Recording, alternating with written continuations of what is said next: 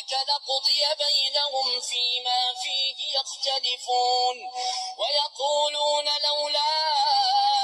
أنزل عليه آية من ربه فقل إنما الغيب لله فانتظروا إني معكم من المنتظرين وإذا أذقنا الناس رحمة من بعد ضراء مستهم إذا لهم مكر في آياتنا قل الله أسرع مكرا إن رسلنا يكتبون ما تمكرون